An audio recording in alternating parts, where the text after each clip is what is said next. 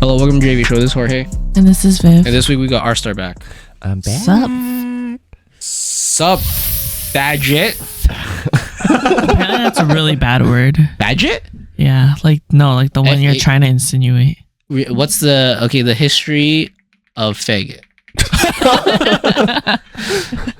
What's the origin of the word? It's short for fadge. Oh, often shortened to fadge. That's used to refer to gay men, but its meaning has expanded to other members of the queer community. Oh, it's all inclusive. In American youth culture around the turn of the 21st century, it means extended as a broader reaching insult more related to masculinity and group power structure. Really? Why is it that? That's weird. I wouldn't call someone that was like more feminine a faggot. Wait, Really? really? I think Why it's the not? opposite. I would just call someone that's... Someone that's less masculine would be called that, right? I would Yeah. call someone that's But also gay. less masculine could also mean more feminine, right? Yeah. I'll call someone gay or like a loser, like that word. No, he said if he wouldn't call somebody more feminine that. Yeah, like I wouldn't like that masculinity wouldn't be my differentiation of calling you a faggot or not. Oh, I see. I would just call it that if I thought you were being a loser or something. When would you call someone A loser. That's completely out of context. Yeah. I feel like they stole a word. They stole the smoking word, right? Etymology, the first recorded use of that word as a pejorative term for gay men was in the 1914 a vocabulary of criminal slang. Oh, this was the back in the day Urban Dictionary, the book called A Vocabulary of Criminal Slang. I never knew they posted something like that. Is this like a really? dictionary for Look, derogatory 1914, and Can the you book is search called... up the vocabulary of criminal slang? Let's see. terms? It's just derogatory terms. It's a not- book. Analysis. Let's see. You get a preview of it? Overview. Yeah, let's see if there's a TLDR of this. It's by Hellier and Jackson. Ooh. Are they black names or not? Oh my god, it's handwritten, dude. No, I don't think so. Okay, here's the introduction of the book. It is not with a view to sensationalism that this little work is undertaken, but with a sense of helpfulness, a social obligation. It is submitted for the perusal and study of all those public officers and professional servants whose responsibilities are such as to bring them into casual or constant contact with the confirmed criminal classes. Oh, this is like a police handbook of slang. Is that not what it? Crack cocaine. I don't know if it was that's even there. Wait, let's see. Post introduction, if there's any. Oh, they just, it's literally like a dictionary. It straight goes in the word. Adman.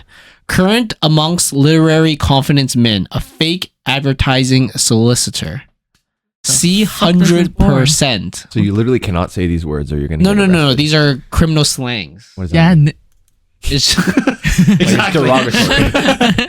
I assume it's like how someone might call dust like something, and the police back then they need to know what that actually meant, right? Oh. If they actually meant like Oh, dust yes, was yes, like yes. dusting the floor, or if it meant like some type of drug. Oh, I see. Yeah, like angel dust, right? Like Oh, like yeah. if you told someone who wasn't well versed in slang and you just call it angel dust, they'll be some very cool Mythical. holy dust particles or something.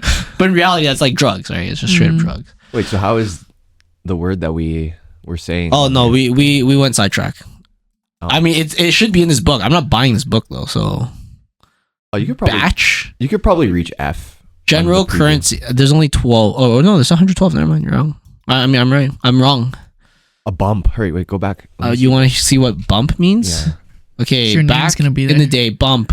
Current amongst heavyweights and desperate characters, chiefly through understood by grafters generally.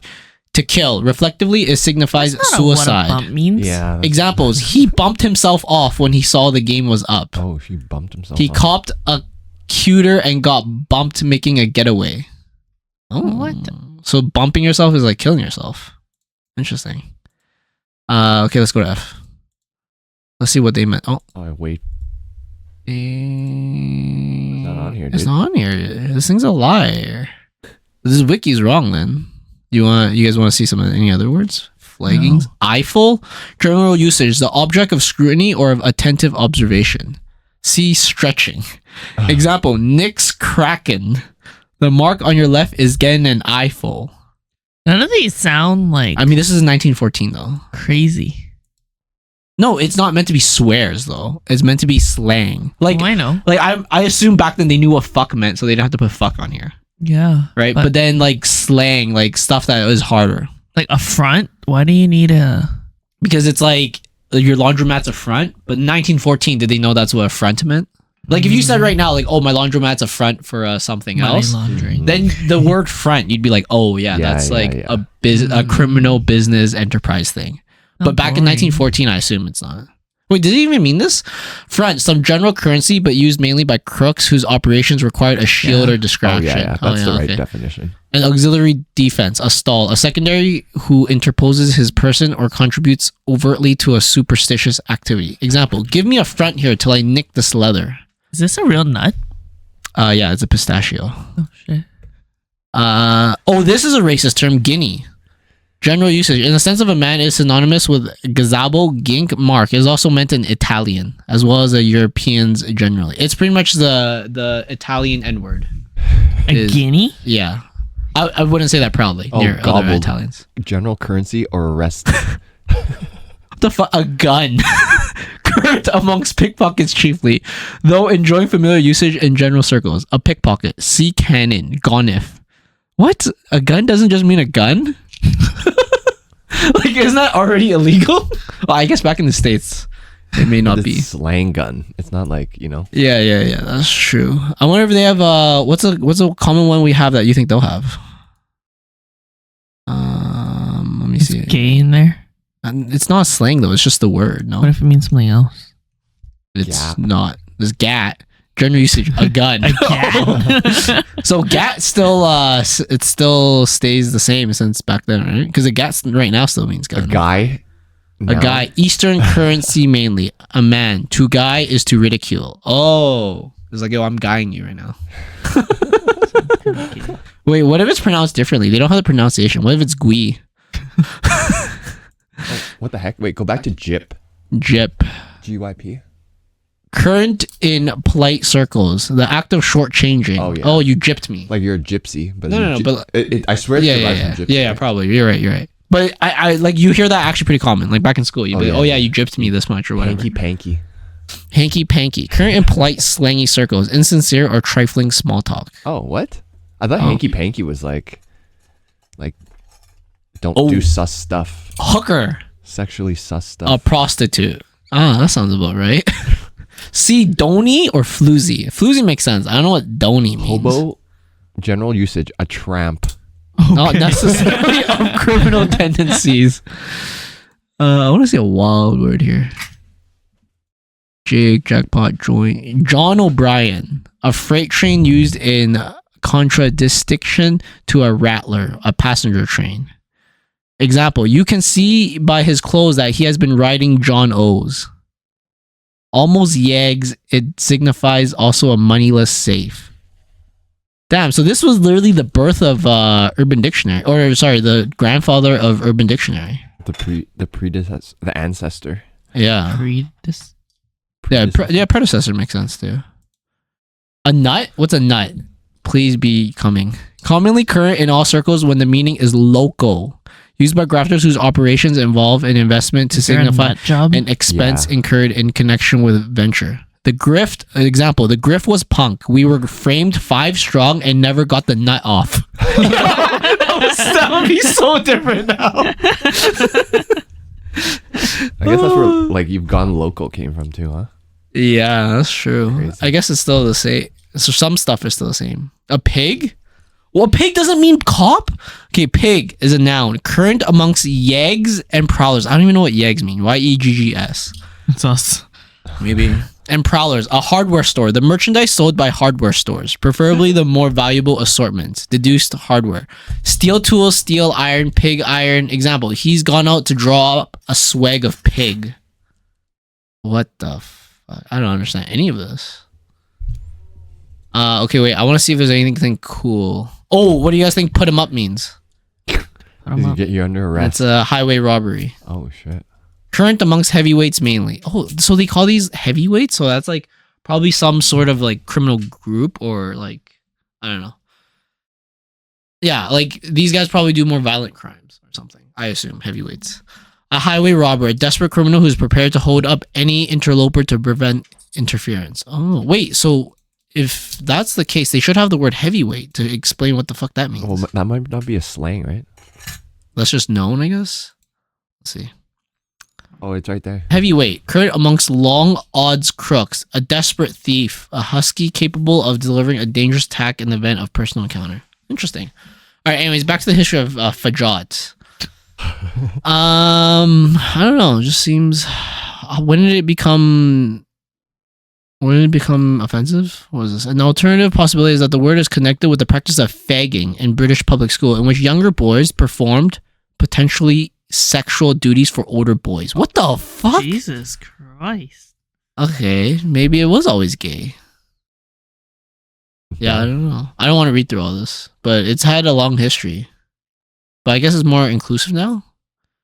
Oh, there's other words for it. There's breeder, fag hag, fag stag, gayphobia, hate mail, hate speech. Gayphobia? Isn't that just homophobia? Wait, is there a difference between homophobia and gayphobia? Discrimination against gay men. Oh, so I guess homophobia is discrimination against anyone that's homosexual, I assume. I have no idea about Wait, it says gayphobia is a form of homophobia. Prejudice. Thanks, because So there is a difference. It's like homophobic. It's more general. yeah. Yeah, but In what way, though? Anyone that likes their same gayphobia is sex. specifically gay men. Yeah. Oh. I think homophobia would be like any. So what about Gay or lesbian. So yeah, there's no gay women. I assume. Yeah, Or that's. lesbian. There's Let no me search gay that women? up. Gay women. Gay women are women who are sexually and romantically attracted to other women. Same thing. Lesbian?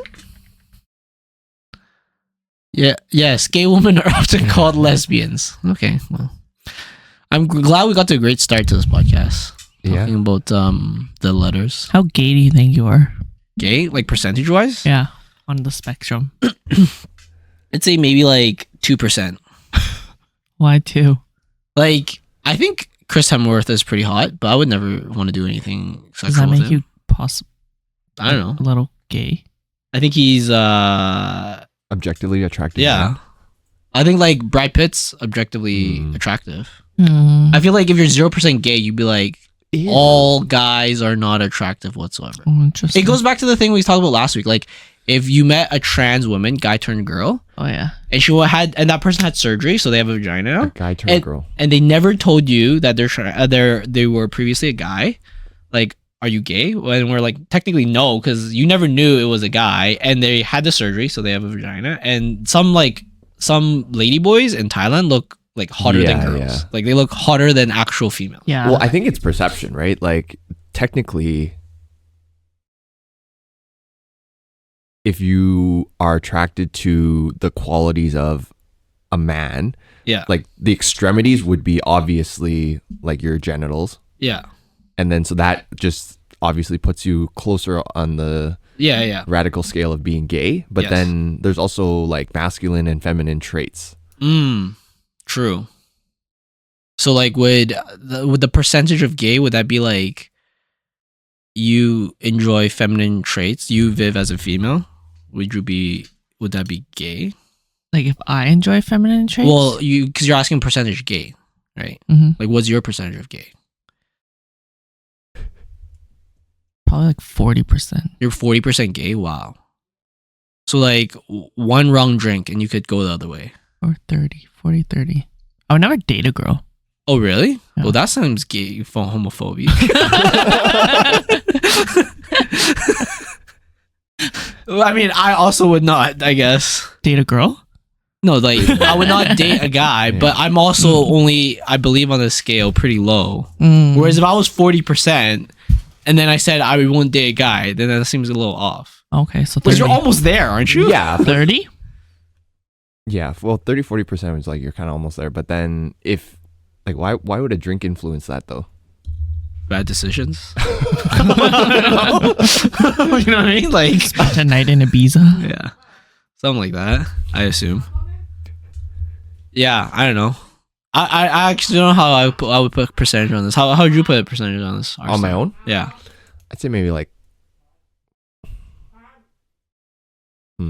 It's hard, right? Yeah, It's it is okay. hard. I would say maybe even up to 5. Yeah, 5, like between 5 to 10.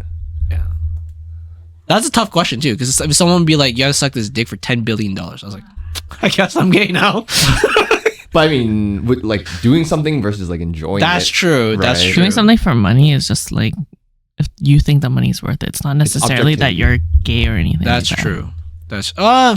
That's hard too. It's preference, It's just isn't it? I feel like it's literally just how much that money is worth it to you So like, over anything about. but being that's gay. still it doesn't stop the fact that you did it. It's like if someone hired me to kill someone, I'm still a murderer if I did Yeah, it. but it's like if I paid you to suck my toes, would that mean that like you're into feet? If No. you did it after like a certain amount of money. True. So there is a difference then. It's I'm not into it, but I did do it. So like Yeah. a murderer may not be into killing, but he did do it. Yeah. Yeah. Okay, that's true. You're not necessarily into it, but you did. It didn't change the fact that it was done. Mm-hmm.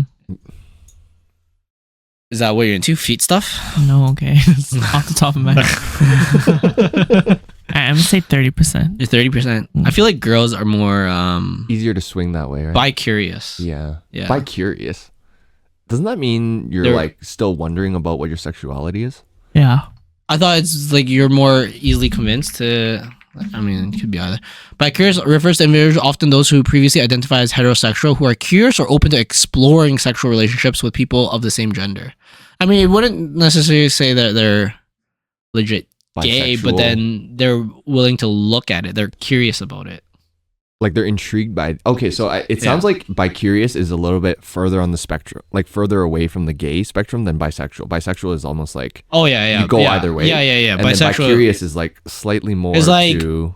I would hetero. think about it, kind of thing like that, right? Oh, interesting. I think most girls are a bit more or for sure more bi-curious than guys.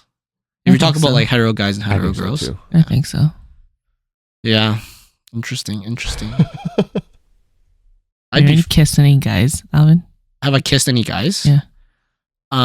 Like in the lips? Yeah. No. Oh, interesting. Like maybe by accident if I like hit someone, like or like bumped head or some shit. Mm. Like on the cheeks, like my nephew. That's he's just cute little fat Yeah. little baby. Mm. But no, I've never on the lips. Interesting. Have you kissed a girl in the lips? Yeah.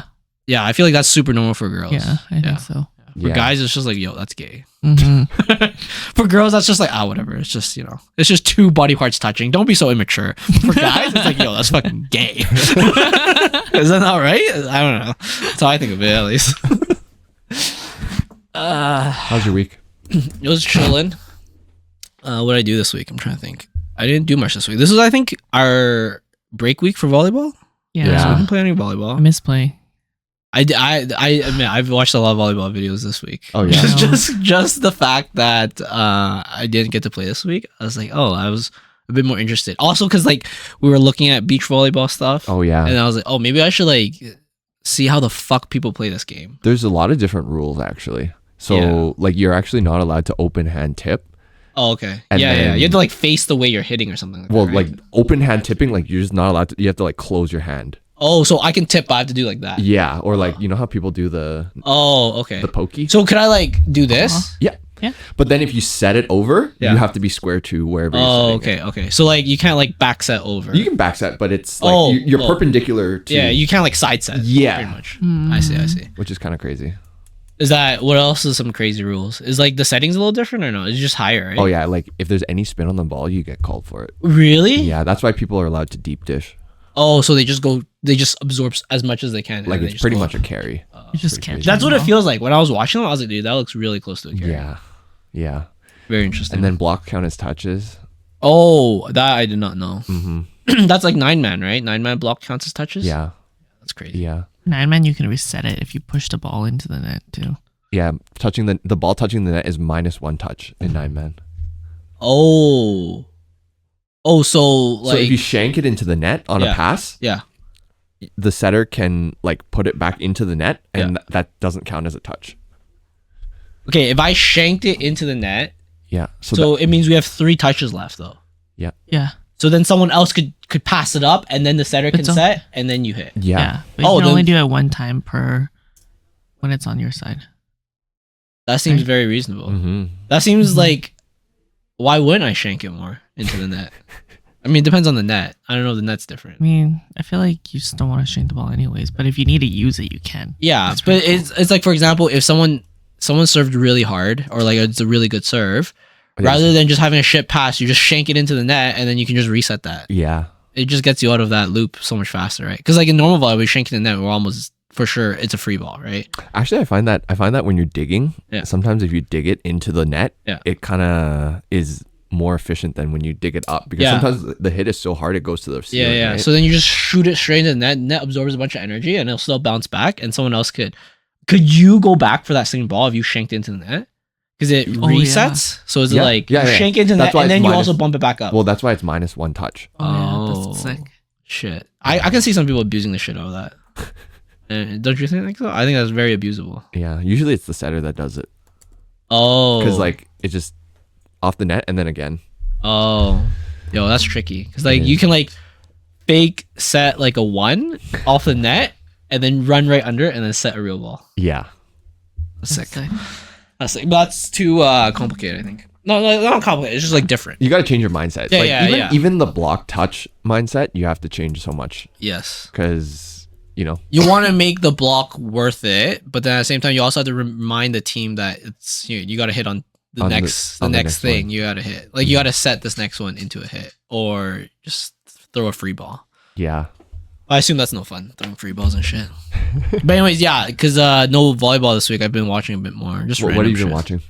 You know the Japanese league? Oh yeah. They had their semifinals. Dude, there's so last many week? there's so many black people on Dude. the Japanese team. There's so Really? many good players on the Japanese teams. Like when I was watching it, I was like, holy shit. Like Namir is Netherlands like best player and he's on a Japanese team. Mm. And like some other TJ DeFalco is Oh, also yeah. in the Japanese league. Yeah. I was like, holy shit. I was like, there's actually this league might be popping. Because I think back then it was always the Italian league was top dog, right? Oh yeah. Like all the best players usually go there. VNL, right? Yeah.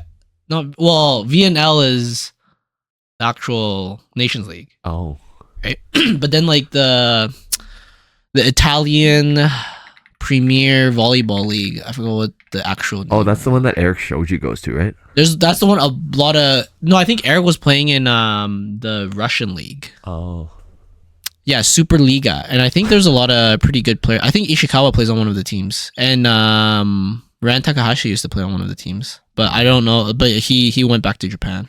But I don't blame him. Like if Japan's actually playing or playing at such high level, then you might as well stay, right? I feel like Yeah, see Loser, Mr. Loser, he's really good on the our Argentinian team, and he's playing. Yeah, Ishikawa's here too. Oh damn. Oh, Patry's insane. He's like one of the best French hitters. And yeah, so I feel like this used to be like Premier, Oh. but I don't know. Like seeing all the players in the Japanese league, I was like, dude, they're not bad. Like they're getting there. But did they actually win anything from these leagues, or is it just like almost like It's just like off-season practice? our version of NHL, but Our version of NHL, like CFL. no, like it's Or- like hockey, like these, but they have a bunch of different leagues. Like Oh. there's no one league that's top, right? Like, okay, so for example, American football, we can say for a fact NFL is the best. Oh yeah, right? yeah. But for like actual football, they have Brazilian leagues that are really good. They have European leagues that are really So then good. they join these leagues after the best, quote unquote, best league is done. So then they join these national competitions, I think afterwards. Oh. Or like it's in between sometimes, or it's after or something like that. It's almost like hockey where you have the regular season, but then sometimes there's like the Olympic break and the players actually go to that and play. But I think the way they emphasize this is a bit different. Like the way soccer, like football, like European football, the way they have it is insane because they have Premier League and all that stuff, and then they have the league where all the best teams from all the leagues come together and play, and it's pretty sick. And so the way they set up is they have tiers of leagues, and if you're the bottom 2 teams of that tier that year, you get demoted down to a bottom tier. So you could have a team that is just like your town's team, like your town of 30,000 people. You have a soccer team, right? And if you keep winning, you could play against like Barcelona and shit like that, like the top dogs. Oh, that's so cool. Yeah. So, but yeah, and that's pretty much how it works. And if you keep eating shit, you just keep getting demoted. So you might have like a team that has like a huge stadium, and they're literally like Dead. B tier team or Yeah. something. I mean, the chances of them being dead is really low because if your team has a lot of money, they'll start like buying players, right? Like they'll like give Cristiano Ronaldo some like crazy ass contract to play for them, right? Whoa. But would he though? If the money's enough, like he plays in the Middle East now because the money was good. It's like Messi. Like, why would Messi play in Miami? The money was probably good. Because if you talk about like best on best players, it's probably like the European leagues, right? But if you talk about just straight money, I'm pretty sure these other markets, like these fucking rich kings of Dubai and shit, they'll pay big money just to have you play there, right? It's great. I always thought that was kind of a cool idea. It would kind of suck. For example, like the Oilers may not be in NHL if we had that system.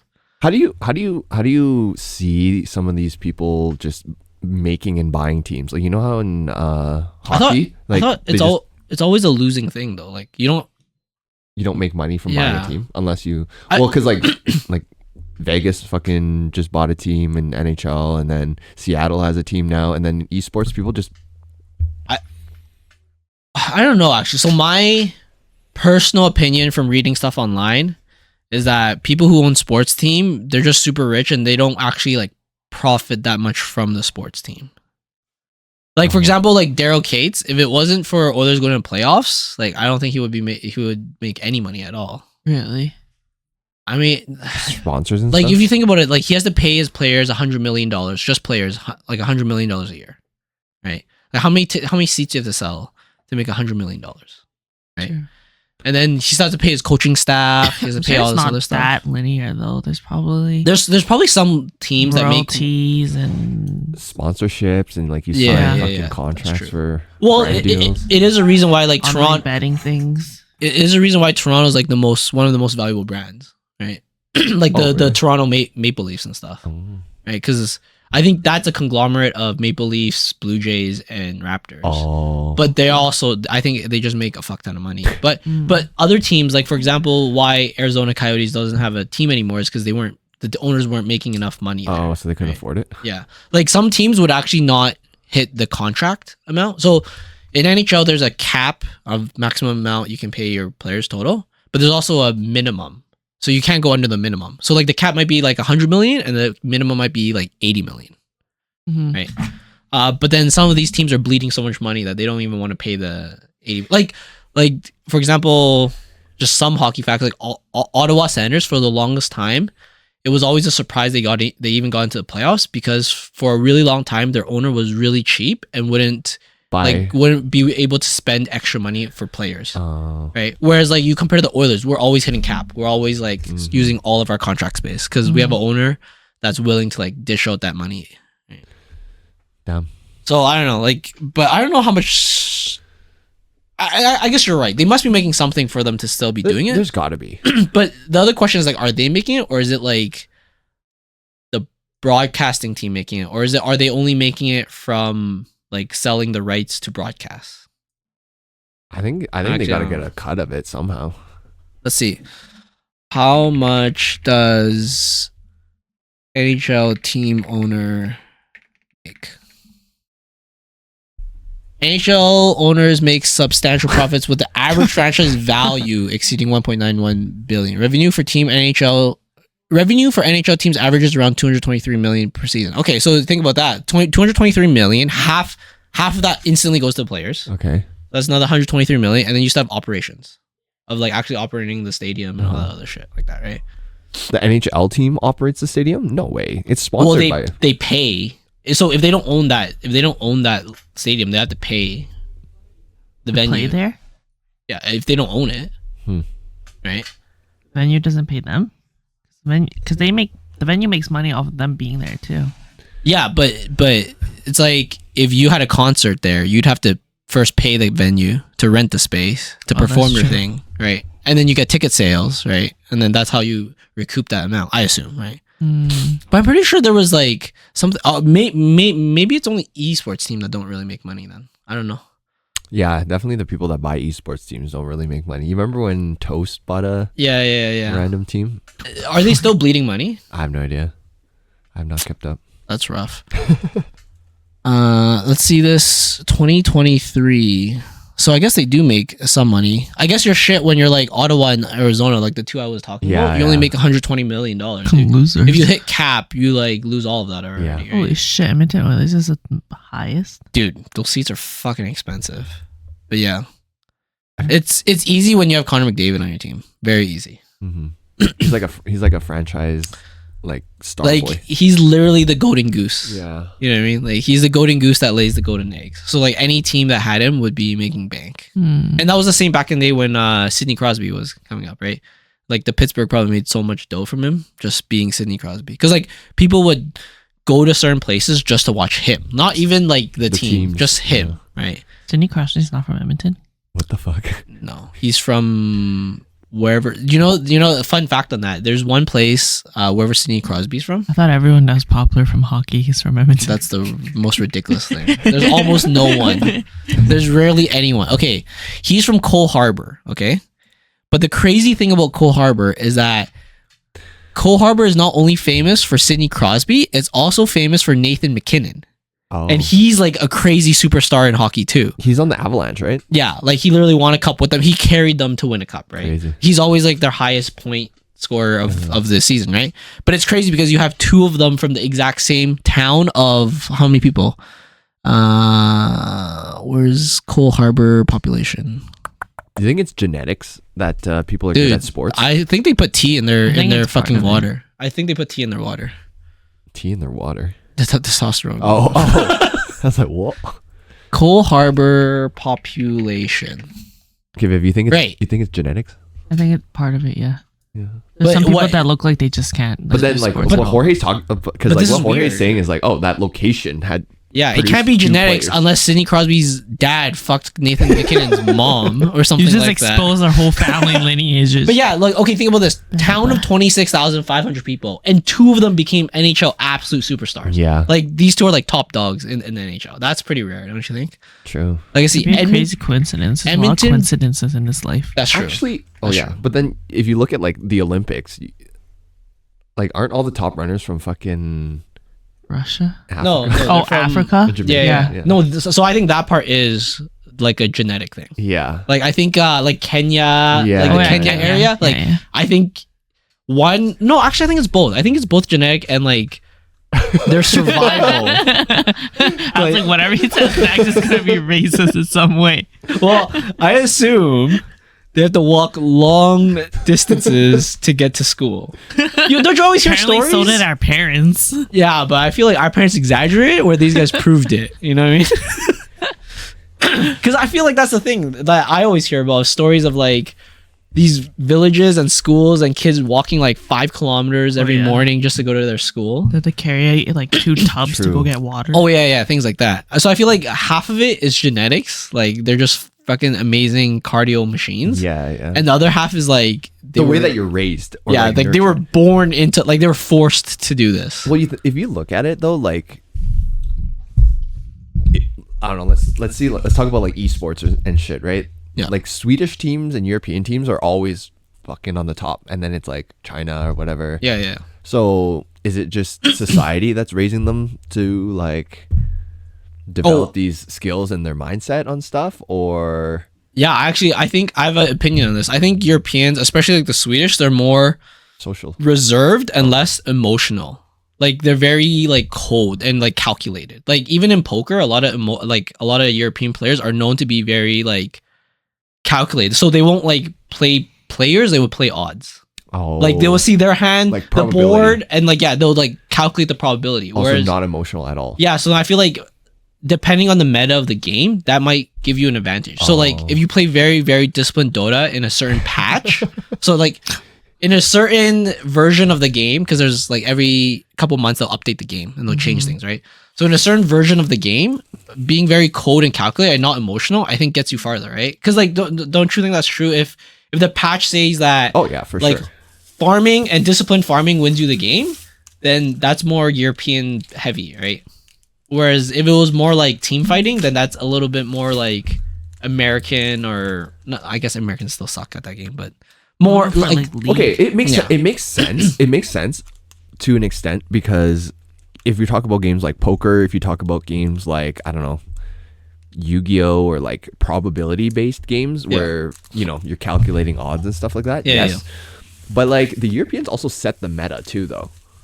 That's true. Right? Well, I feel like if you find a disciplined way, isn't it easier to like train that disciplined way? Like it's like you follow this set criteria, right? Whereas like creating new meta from other regions is like you got to do something that's like wild that people wouldn't normally do, and then that sets a different trend. See, so that's what I'm curious about, right? Is obviously okay. You think of anything in any industry, there is, following best practice and stuff like that. Like when you're innovating on technology, it's just like, okay, you iterate on certain things and you improve on certain things, and it's like, oh, this is best practice, this is the most efficient way to do it, blah blah blah blah blah, and that's quote unquote meta, which stands for most effective tactic available.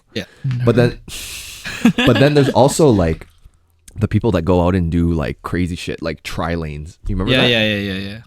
In Dota. And so like that is not following meta at all, right? But then it's like meta's kind of cyclical. No, because I feel like the Europeans are so okay. This is super like prejudiced. Like I'm just putting them all in one group, right? I'm just Europeans. Yeah.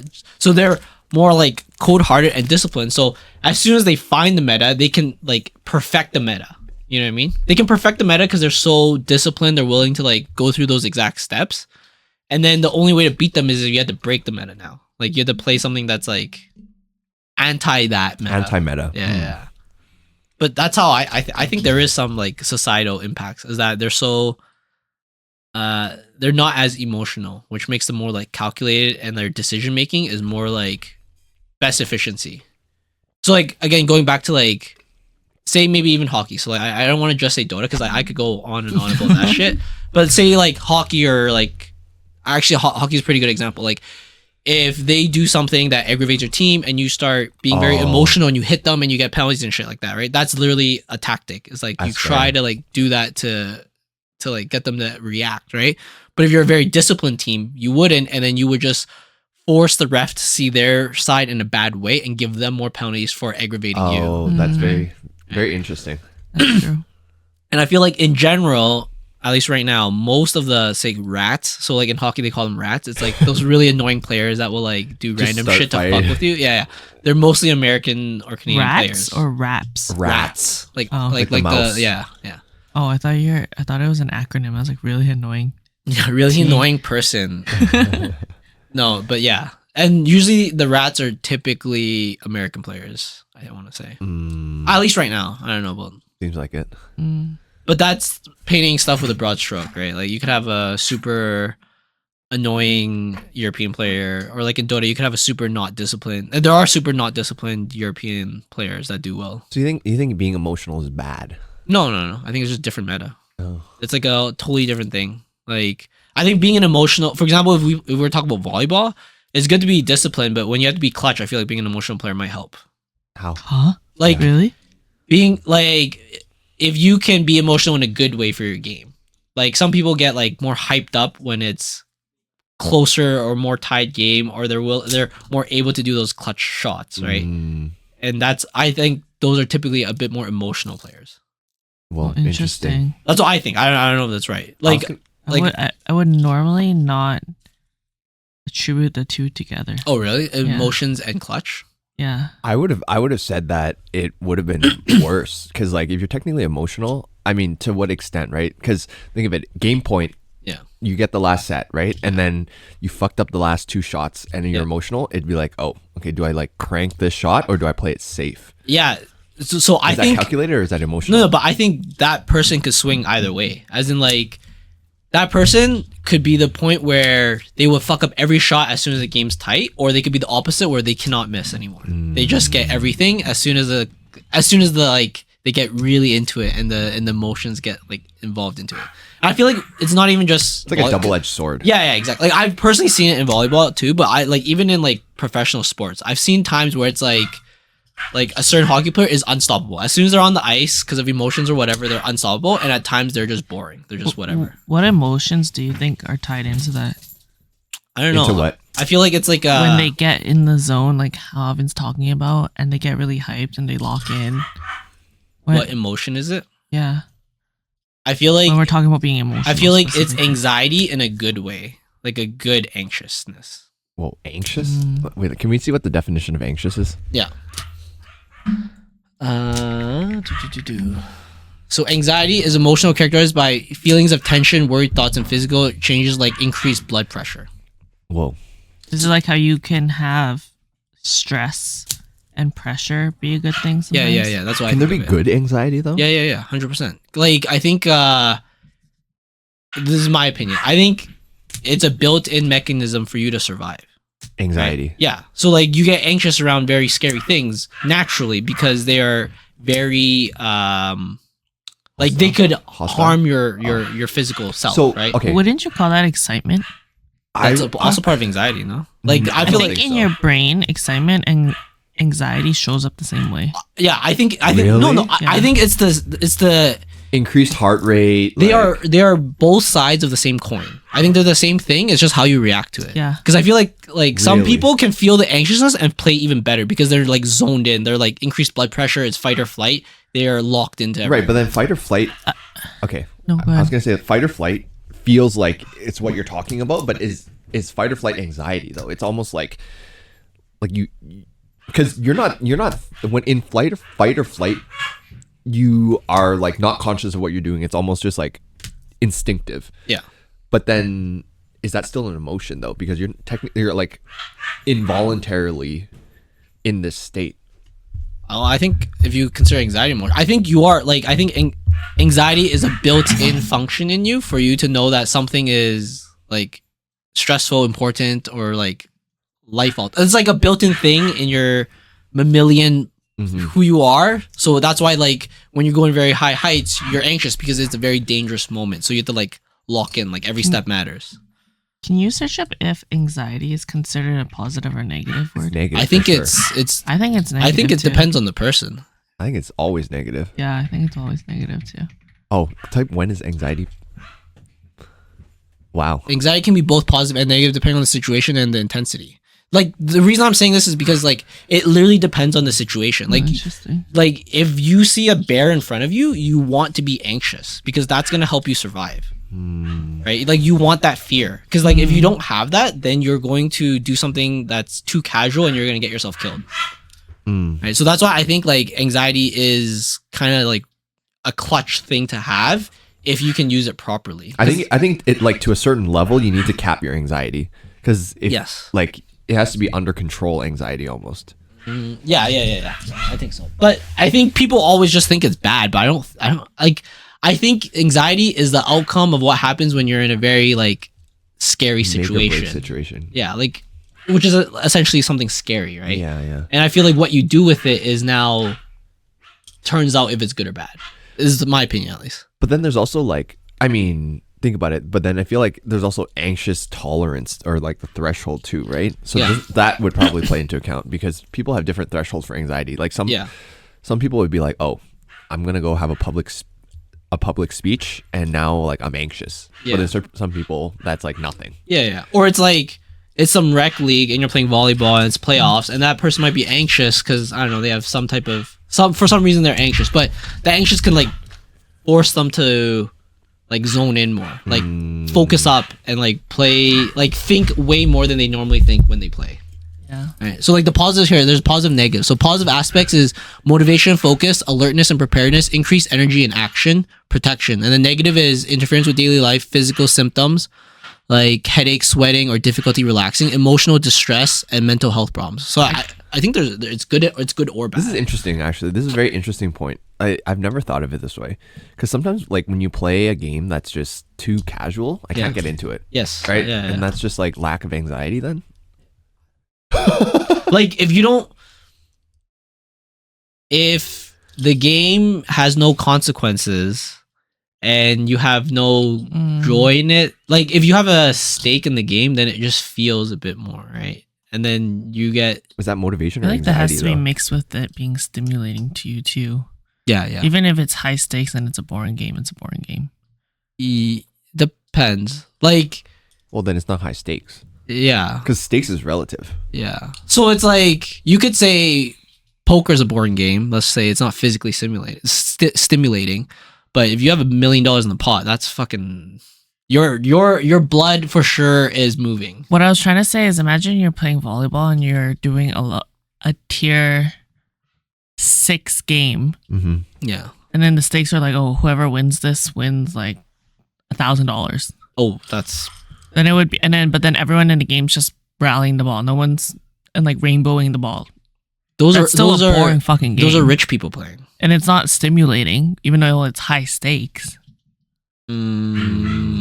No, but I think it's still relative, right? Yeah, if you have a bunch of millionaires playing for $1,000, It's like nothing. if you Okay, have I'm telling me you about playing you for, guys playing. if I was playing for $1,000, I'm like, no way, guys. I don't care what fucking tier we are. We're playing as hard as we can. This is like a free season, Okay. right? If you said we're playing for like $20, I'd be like, okay, maybe I wouldn't care as much. But like the stakes are now relative to how much effort I put into it, and I feel like the more I emotionally invest myself into it, is how much I would get stimulated when I play. Fair. Right?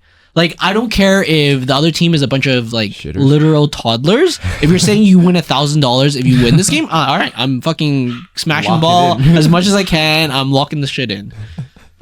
Right. I mean, I'm not. Yeah. No, I would still like if you literally told me that, I'd be like, yeah, like it's $1,000. Why wouldn't you?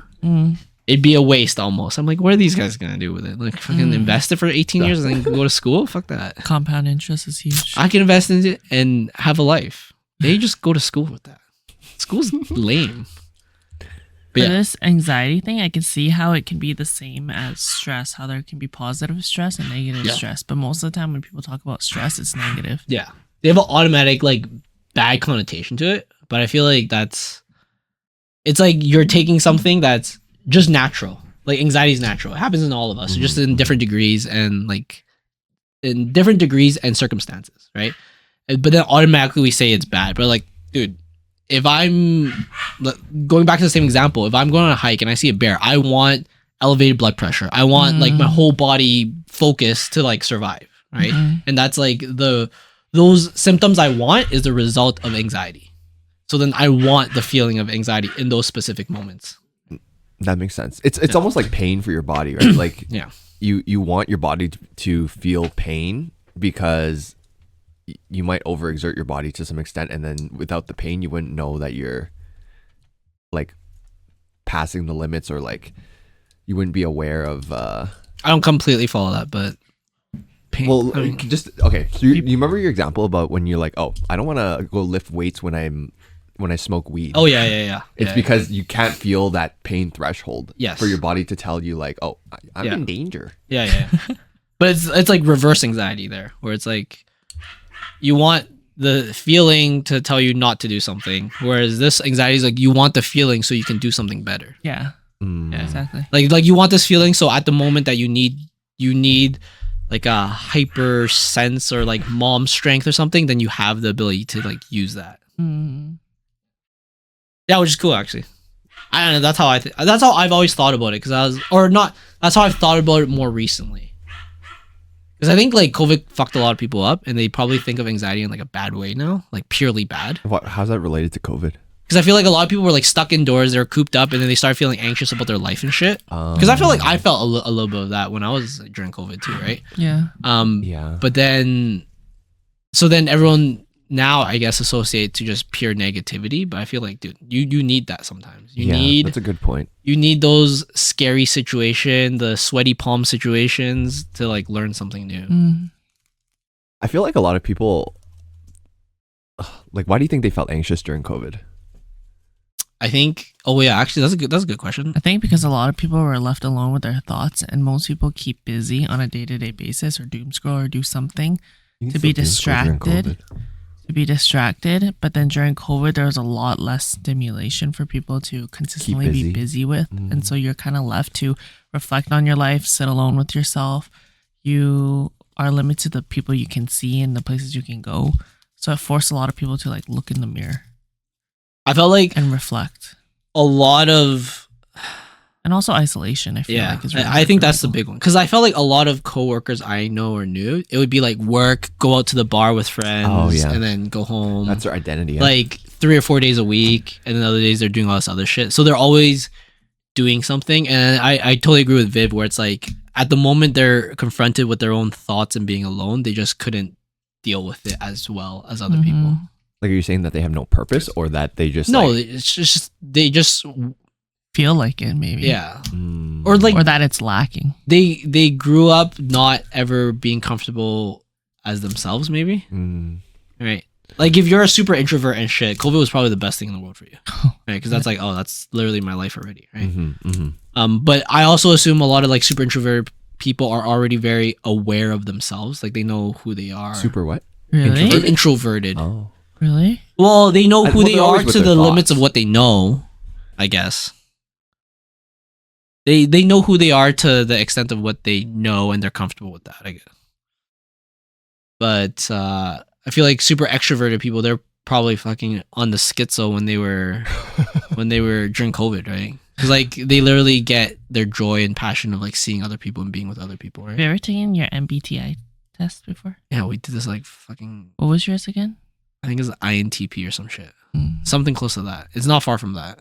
Like maybe one letter off, but I don't remember which one. Definitely not the I and definitely not the N. So it's INTP, and there's like the TP might be. or JF is the other one. I have no idea. Interesting. Why? We've talked about this like 4 times, no? You're like the hero complex. I don't know what yours is, like the 4 letters. I just know it's like whatever the hero complex is, that's yours. Protagonist. Yeah. Well, is it called the hero complex also? Like that's also one of the traits of it? Yeah. Whatever that one is. That's Viv. You know how our last podcast we had Billy on here and he had that app that he did all those test things on? Oh yeah, did you get scammed? I did it. Yeah. And my thing changed from Your love language? for my personality. Oh. It changed from ENFJ. ENFJ. Yeah. To INFJ. Oh my, you're a different person. Yeah. Damn. I turned into. Is that when you more started getting? introverted. Is that when you started getting more Apparently. bi-curious? Crazy, Interesting. right? That's, I think, is a result of maybe hanging out with me too much, possibly. Wouldn't that Oh, make yeah? them more extroverted? I don't know. Really? I feel like if you hang out with somebody who's really introverted, then not really. Well, it's still social interaction, I feel like. Not the same level. Like if you hang out with an extrovert, I feel like you're gonna go out more, meet up more people, blah blah blah. If you hang out Oh, with you an think like introvert, tendencies and stuff? your Just become circle more- will stay smaller and smaller in that way. Really, I think it's just because of the habits. It's like you become more of a homebody when you hang out with more other homebodies, and then all of a sudden you're in like all on Discord just You never. playing games and not actually seeing each other. Has your MBTI changed ever? Yeah, but I don't even remember. It's the whole like IN and then the TP or something. I think something's changed once or twice, but I don't keep track of this shit. I'm really bad with these weird type of memory, like non-spatial memory. So like I'm bad with dates. I'm bad with names. You remembered my birthday. Dude, that was a fucking wild guess. When Viv asked me, I was like, okay, I know it's not between 1 and 3 because for some reason March 1st, 2nd, and 3rd sounds cooler or like just different. And then I was like, I'm pretty sure it's not 6 because 6 and 3, I could kind of remember that a bit better if it's 3, 6, 3 times 2 is 6 or 3 add by itself is 6. So I was like, okay, I have 2 possible guesses. And then for some reason, I was like, I think it's an odd number. So then I was like, okay, I think it's this one. Deduction. Great job. It was just pure random deduction. Like I struggle with dates. I struggle with names. How do you struggle with dates? Like you just Like, do you know how long it took me to remember Joyce's birthday? It was long. He doesn't remember his siblings' birthdays or his Okay. parents. Okay, so my parents, legit, I have a board now that tells me what it is, but I like later on in my Bring your life, I found out it's actually not that hard to remember my parents because my dad has a pretty cool birthday. Like Oh, yeah. this is on April 20th. Like it's 420. 420? Yeah. But the year is tough for me, and then my mom's, I think I still don't remember. well, Yeah, and then my brothers and sisters. So I know my sister's born in September. My brother's born in November. But one of them's born on the 4th, and the other's born on the 6th, and I always mix the two up. 4 and 6, 4 and 6, 4 and 6. I have no idea. I wonder why is that though? Like, how's it? I have no idea. Like, so here's a weird part with my memory too. Like, if we drove somewhere and I went through this road 3 times, right? So like we drove there and then we drove back and then maybe we drove there some other time. I would know instantly where I am now. Like now, the whole path there, the whole landmark, everything going there, direction, northeast, southwest, I would know all of that now. Yeah. Yeah, I just started driving to your house without GPS. Wow. Yeah. Was it? For the last like 2 months. Yeah. She's been coming for like the last 3 years, every Friday. Yeah. Right. Crazy. Right. So, and I bet, or I don't bet, but I think you probably have better memory with dates and stuff like that. Yeah. For some reason, for me, it's like more spatial. Like I memorize spatial stuff more than it is dates and names. If you ask me to drive to your house at night, I will not be able to do it. As well. Like if I take one wrong turn, I won't be able to come back. You know what's slightly frustrating? So sometimes if I go on a trip with my friends or something, or even with Joyce, and then they'll be like, oh, the thing's this way. And I was just like, I swear to God, I know your spatial memory sucks. I know my spatial memory is so good. I know it's for sure this way. And like 85, 90% of the time, I'm right about it. There are times I'm wrong about it, but it's like a pretty high percentage chance of the time, like I knew where we were and where we're going, and I know it's this way, not that way. Is it because when you pass by something, you kind of like recollect it in some kind of way? Like you almost have a hunch? Like deja vu. Do you know what deja vu is? Yes, I do know what deja vu is. I want to say, I don't know why. Like knowing. It's just easier, I'm sure. Yeah, it's something with my memory that I like. Like for example, if I saw a map before we went somewhere, and then when we went somewhere and you told me this is north, I would deduce where everything else is, like in my brain. So like if I saw a map and let's say our hotel's here and the shopping center we want to go is like 3 blocks north and like 4 blocks east or something. As soon as we get to the location and you tell me this is north, I'll memorize all the landmarks and I'll just know exactly where to go. I still think north was up. And I was like, north is always up. Like you're just looking up and shit? I'm like, there's north. It's cool because like sometimes I watch the, is it 2 Bolts or something? I forgot his name. He's the pro geoguesser. Oh yeah. Oh, yeah. And some of his deduction stuff, I was like, holy shit, this makes so much more sense. And I connect with his explanations really well. Really? Like just off. Isn't this guy the guy that is like, oh, this soil looks like it could be from blah blah blah from region. Arizona? Yeah, he so clicks into Arizona and what the fuck? Yeah, a little bit of that, but I think the stuff that I kind of chime in a bit more is like, oh, sun's this way, we're about this side of the hemisphere, or like we're probably east-west, or this is a north-south road or something like that. Like that stuff is like, oh, that stuff all makes sense, and it's like pretty easy for me to also deduce. The moon is rising over there. It's about this month. Yeah. Where you are. Or like this is about the time. If there is any like time locate or time data, then it'll be like, okay, the sun's here and this is the time. Because sometimes at work I actually use that information. So at work so when I go to site, sometimes I don't actually go to the site itself. I have pictures from other guys on site, right? But the pictures are old or something like that, right?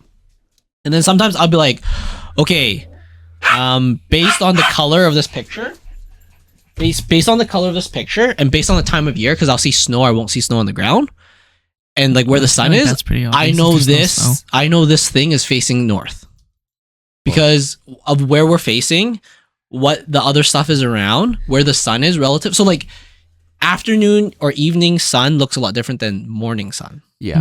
Right. So knowing those things and then knowing where we are about, I can tell like which way we're facing, because when I do my drawings, I have to know which way but that's only in our region though, right? Like just because the sun is up and in this way, and there's snow, like doesn't mean that like it could not be somewhere else in the world. No, that's true. But I'm saying like I use that information a lot at work because I'll be going through pictures of like the thing I have to fix and I have to make a drawing from it. And when I make the drawing, I have to know where north, south, east, west is, right? So then I'll look through the pictures and I'll be like, this looks like an afternoon sun and it looks like it's about this time of the year because there's snow on the ground. So then because of that, sun looks brighter on this side, so that must be east. So then that means this must be north, south, or west. And then you just figure all that shit out. Have you ever tried playing the same game that he plays? Geoguessr, yeah, but it's hard. It's a hard fucking game. It's a whole like sport now, actually. Yeah, it's very intense. Crazy. Like the people who play it professionally, they know the characteristics of the Google Map peoples. So if they see like a shadow of a specific car, they already know which region they're in. What? That's crazy. Yeah. Or if you know how some of the Google location is a person walking with it, yeah.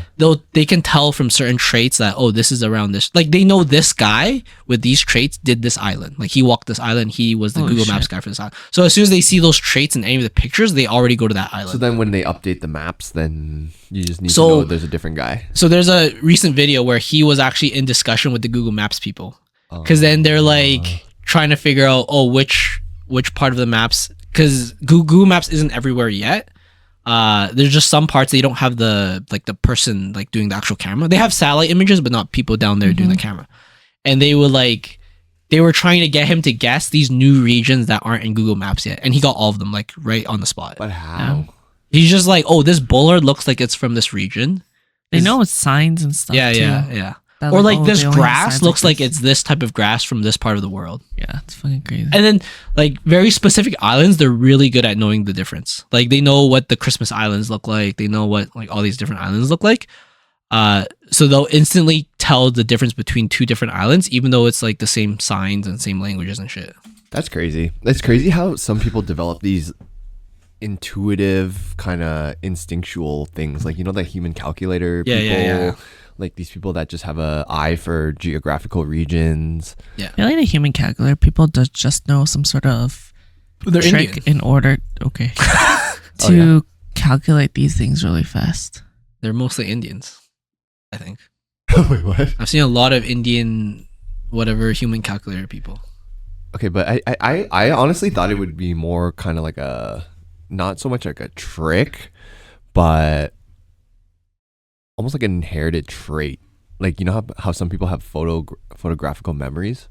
Mm-hmm. And do you think that these people that calculate just ridiculous random numbers just have some kind of way that they can imagine something?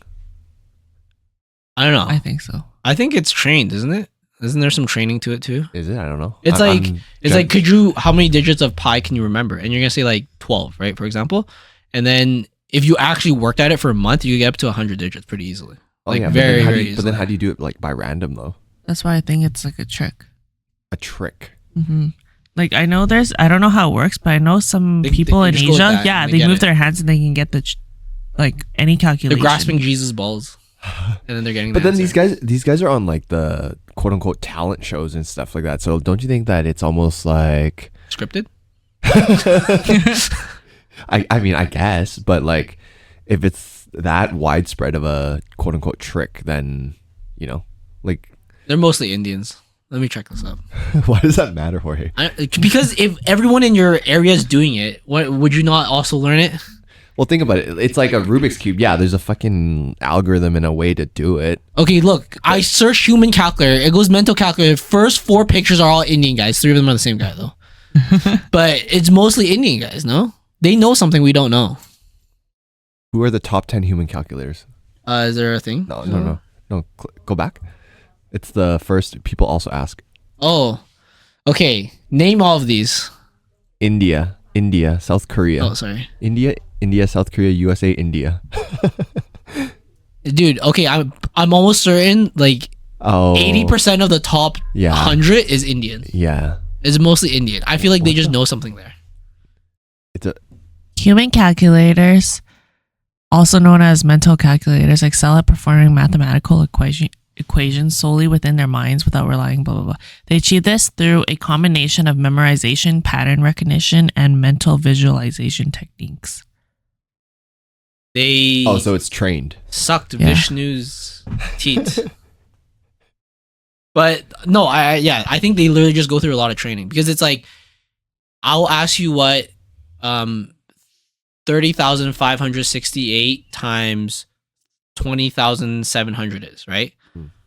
You don't know, you may not know instantly what that is, but you've done the same calculation of 30,600 something, a little bit less and a little bit more, and you're like, okay, here's the pattern, here's already the basis of it, and then I just need to get a little bit more. That's how I kind of imagine it would be. Yeah. That's fair. Well, that's interesting.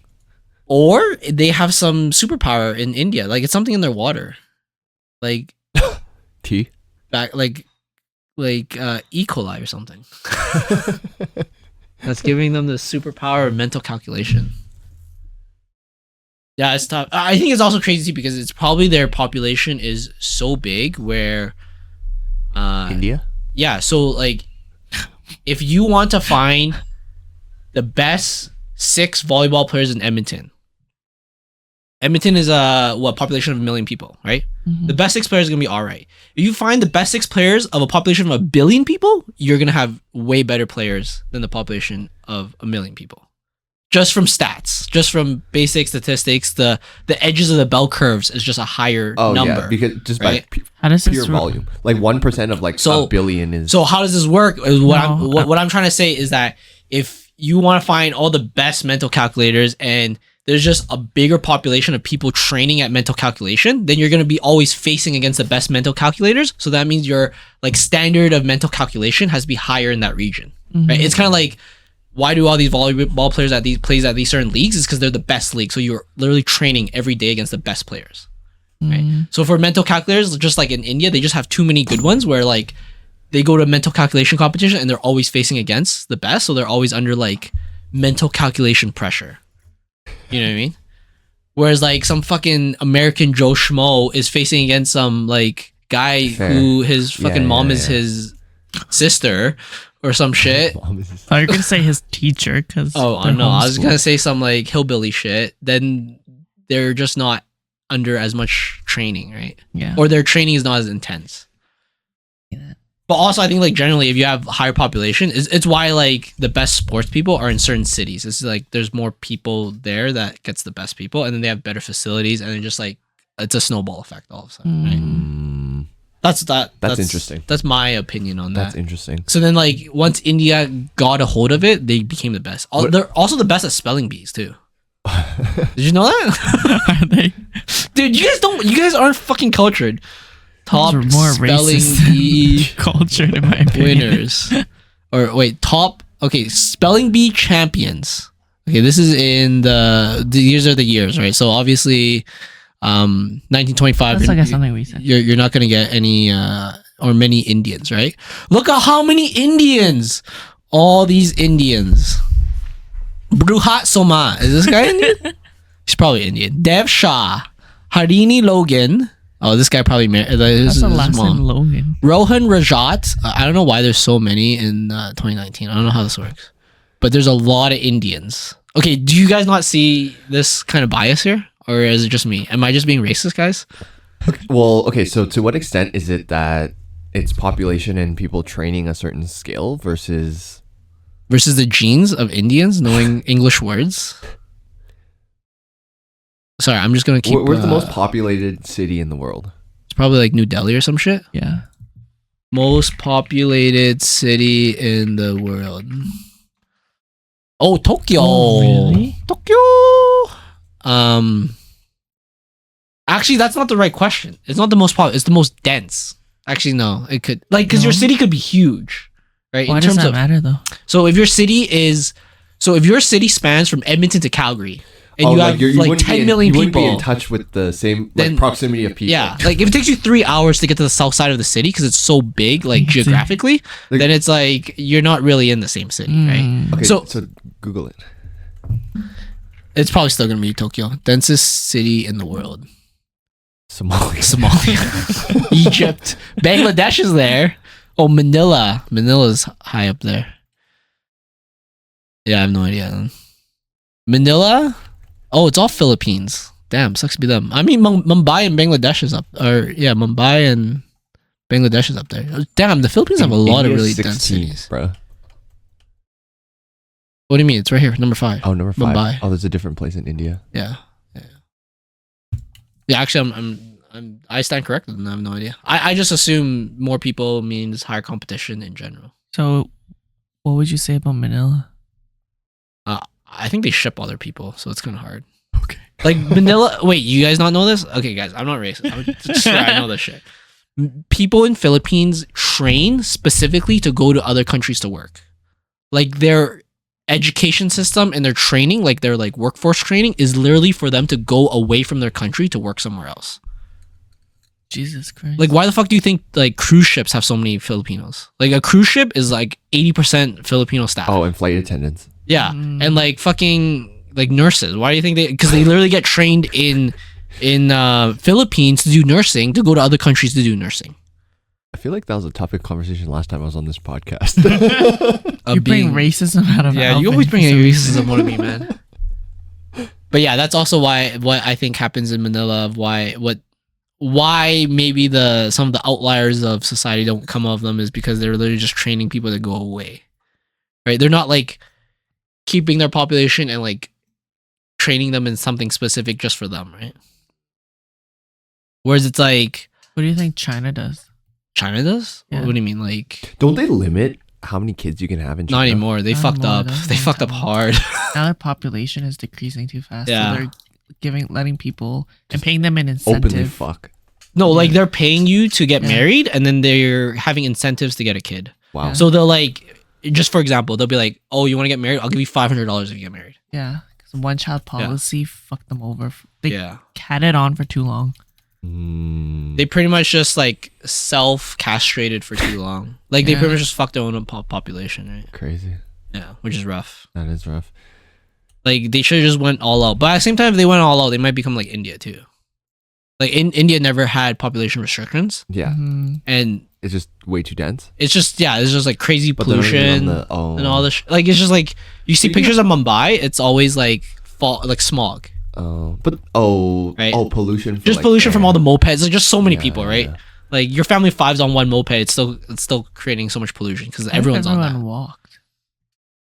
Yeah, can't you just put Don't ask other- me. other I'd love to tell them to walk. It's not up to us. put Yo, other you know- political laws to enforce this kind of stuff, can't you?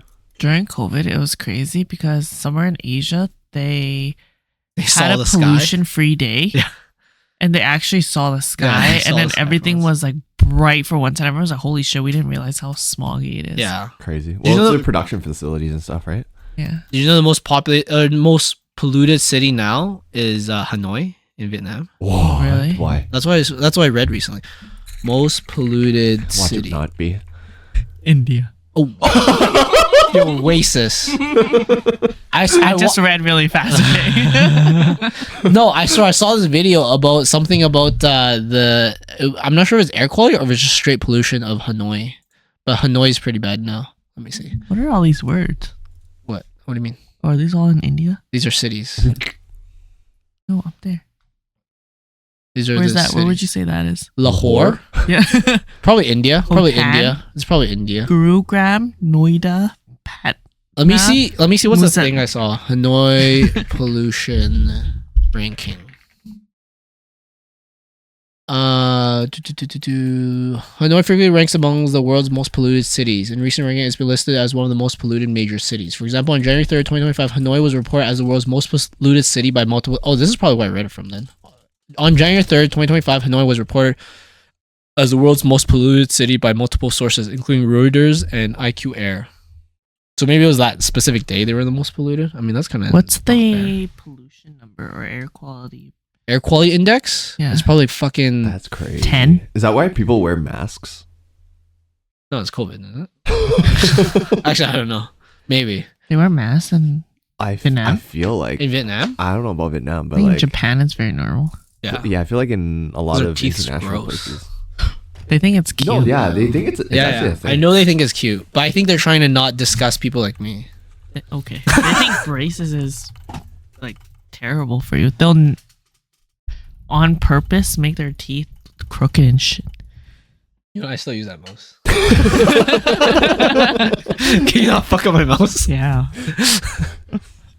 It's actually sick. My mouse at work, it has like Bluetooth and the USB. So I have two different work laptops, and I just like swap between the two. Just like click a Oh. button, Oh, you can use shit. the other one, click a button, use the other. I mean, That's it's cool. pretty primal fucking I mean, technology with- nowadays, but it's kind of useful. with Bluetooth without the USB, you can switch between them, can't you? Yeah, some of them have different Bluetooth channels. You'll have Bluetooth 1, Bluetooth 2.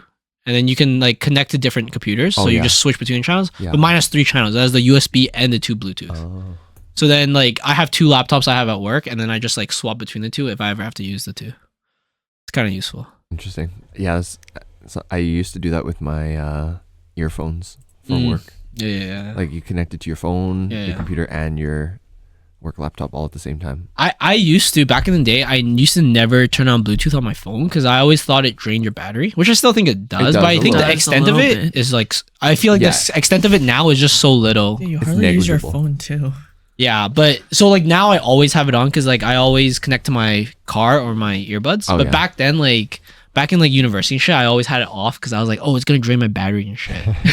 But the batteries back then sucked ass. Yeah, that too. So it's almost like you had to preserve it. Yeah. Remember how ghetto it felt when you dropped your phone and your battery pack fell off? Oh, it just fucking flew, You had to be flew like, across the floor. Let me go pick up all these pieces. You know what's crazy? That's like a blessing in disguise. Because nowadays, if you had an interchangeable battery, it'd be so nice. You just swap it when you go on vacation. You just swap it and you charge your other one back in the hotel or something. And you just go, right? That's true. Like it was a blessing in disguise. And now they're like, no, it has to be welded on for it to be maximum, whatever. I was like, maybe. Like I think that's 70% true. But I think the other 30%, you want us to buy new phones all the time. Yeah, for sure. Mm-hmm. But I think legitimately they have a legitimate claim saying like, if you weld it together, it's more compact, and then you have better performance, maybe. But I still think it's like if you had to make it removable, you probably could.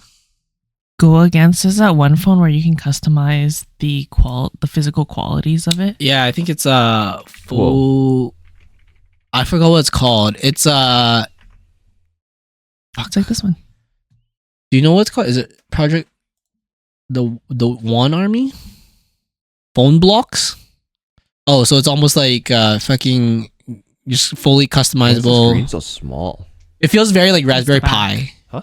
That's the back. That's the back of the phone. Oh. It feels very like Raspberry Pi. There's one phone where it's like they build it in a way where like the government can't track you if you don't want to. Oh yeah. Where it's like, you know, right now if you try to turn off all your cell service and shit, they'll still find you. Oh yeah. But there's a phone out there where it's actually like a black box. Like oh really? Like people can't find you. Yeah, but then there's also bags you can put that in, like the Faraday bags. Oh, the Saying RFID it take it out, it doesn't matter though. That's true. So it's like essentially useless. Yeah.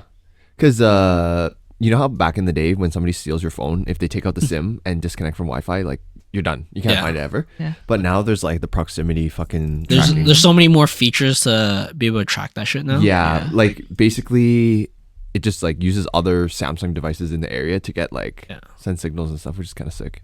And that is the one like big feature of iPhone is like the whole AirTag thing. It's like it's good because so many people does use the iPhone, so then you can track it. Like if you went to a region of the world where no one used iPhone, your AirTag would be almost useless. Yeah. Because they use the connection of other Apple devices, right? So how do you disable an AirTag? What do you mean? Like you drill a hole through it or something? Well, I don't know, because like if you have an AirTag, right? If somebody steals your shit, then they just fucking chuck the AirTag, can't they? Yeah. If you find it, I think people usually put it in like inconspicuous places, or they try to at least. Like if you have a backpack, you put it in some like secret pocket or some shit, so it's always there. I see. But yeah, if you find it, I assume if you could throw it away or just drill a hole in it or something. I don't know. Huh.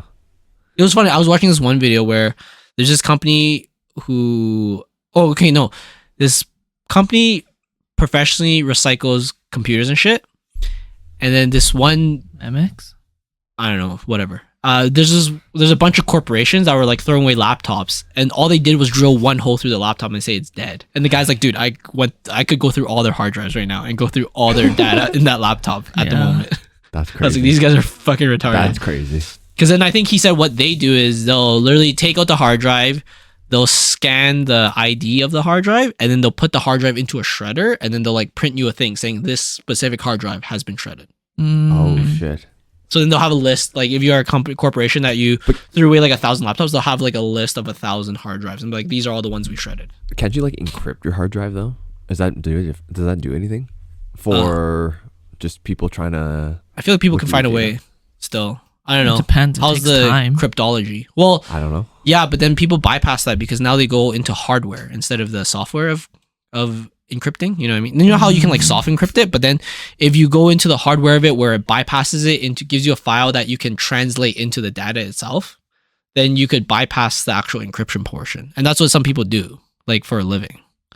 Damn. Like there's a person who I listened to Darknet Diaries. That's a podcast I really like. Darknet Diaries? Yeah, it's pretty much all about like the hackers world and shit like that. Shit, and there's just one guy who would literally get your crypto wallet if you forgot the password. So you can only put it X amount of times and it'll just like completely lock. You need that seed phrase though, don't you? Yeah. So what he'll do is he'll actually go into the hardware of it and hack the hardware in order to like get your shit open for you. Oh wow. Yeah. So they'll open it up and they'll try it in like other scenarios and shit. And pretty much how the hardware work is like it'll go through a certain sequence, but if you can like insert yourself in a certain sequence, you can read some data that normally you can't. Oh shit.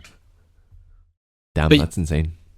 Yeah, so it's like it's not just the one front of software encryption, because I think that's what most people think of when they think about encrypting is like software side. Yeah. There's a legitimate hardware side. It's like, oh yeah, your software is doing all this, but I literally bypass the first step of your encryption by just going through the hardware phase. Like physically stealing your shit. Yeah. Through the physical. Yeah, the physical space. You But just that's gotta burn it. yeah, or shred it. I think shred it, burn it. I think. Is there any other way? I don't think so. Right. Shred it, burn it. No, magnets. Magnets kills everything with electronics, or kills a lot with electronics. I don't know exactly how that shit works. That's the wonky shit. Has to be a really strong magnet though. Yeah, I'm sure they built like specific things. Like I'm sure. Actually, I'm not sure, but I assume that like the CIA and shit like that, when they have to get rid of information, I'm sure they can use a really strong magnet if they had to. Just fucking fly an airplane. Just fucking. All right, we're sending this to the You sun. can use like a basic kitchen magnet on your physical cards, like bank cards. It'll fuck it up. Yeah. That one's pretty easy. That's too. pretty sensitive. Yeah, that's super sensitive. Because it's not like it's only read, right? So it doesn't have any interpretation or anything like that. That is the interesting part of encryption. I wish I knew more about encryption and stuff. Would you ever go into it? I think it's fun. I think it's cool. Like it's literally like another version of programming, though. Right? You like, learn about it in school. Yeah. So it's not like that crazy. You learned about it? Oh shit! Like cybersecurity? Oh yeah. How far did you guys go in your schooling on encryption? To learn how it works, to learn how to build an encryption thing. Oh, okay. Learn the back end stuff of it. Oh, that's cool. That's really cool. That's really, really how to reverse it if you want to try. But depending on how complex people's encryptions are, it takes time. Yeah. Unless you get like a supercomputer or a quantum computer who can do more calculations at once. Yeah. The biggest problem is just time. Yeah. I feel like even supercomputers nowadays is like not good enough. Yeah. Right? It needs to go to the quantum level for you to actually get something. Like, yeah, super's just like fucking F350 compared to F150. You know what I mean? Like, it's just more power, but it doesn't change anything. The engine is still an engine. It's still, it's still an internal combustion engine. But like quantum would be like an F150 to a Tesla. Oh yeah. Right? Like that's like complete different technology now, and it's doing something different. It's interesting because when you look at cybersecurity encryption, you know how like computer generalized encryption is like pseudo random, which isn't really random. Yeah. So there's still like patterns and stuff. Yeah. So what I heard or what I read was that for a lot of like cybersecurity companies, they use like lava lamps, which are literally completely random, and they just put a bunch of lava lamps to like be the basis of their encryption, and it changes like. So what I also heard is they also use the cosmic particles that hit Earth comes at random. So they can also use that to create random. Whoa. So like they'll have something that can literally just out there. Because like, if you have just like a disk that can sense that shit, it's always getting hit every day, all day. It's just we don't feel it, we don't see it or anything. Right? So they also use that to source randomness too, which I've heard. Kind of neat. But yeah, like just legit computer wouldn't be random. It'd have to be from something. There is no true random right now. Yeah. Plus, if everything's a simulation, it wouldn't matter.